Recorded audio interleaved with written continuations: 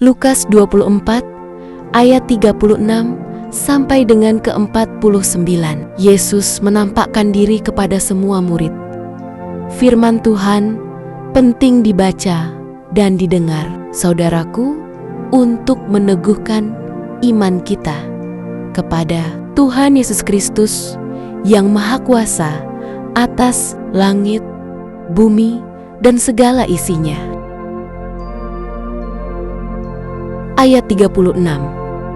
Dan sementara mereka bercakap-cakap tentang hal-hal itu, Yesus tiba-tiba berdiri di tengah-tengah mereka dan berkata kepada mereka, "Damai sejahtera bagi kamu." Ayat 37. Mereka terkejut dan takut, dan menyangka bahwa mereka melihat hantu. Ayat 38.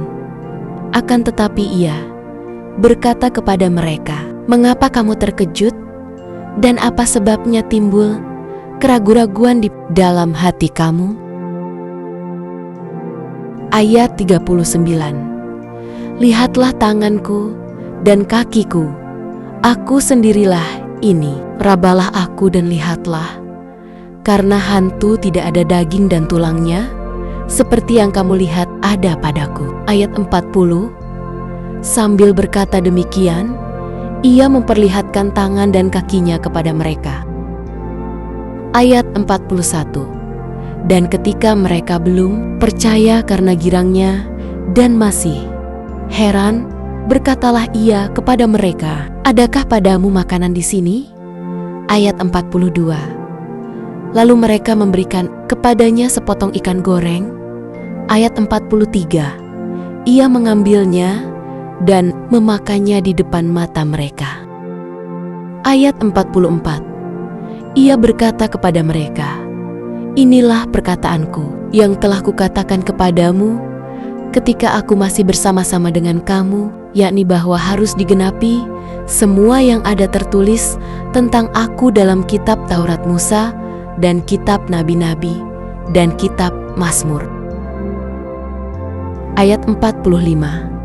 Lalu ia membuka pikiran mereka, sehingga mereka mengerti kitab suci. Ayat 46. Katanya kepada mereka, ada tertulis demikian, Mesias harus menderita dan bangkit dari antara orang mati pada hari yang ketiga. Ayat 47. Dan lagi dalam namanya, berita tentang pertobatan dan pengampunan dosa harus disampaikan kepada segala bangsa, mulai dari Yerusalem. Ayat 48.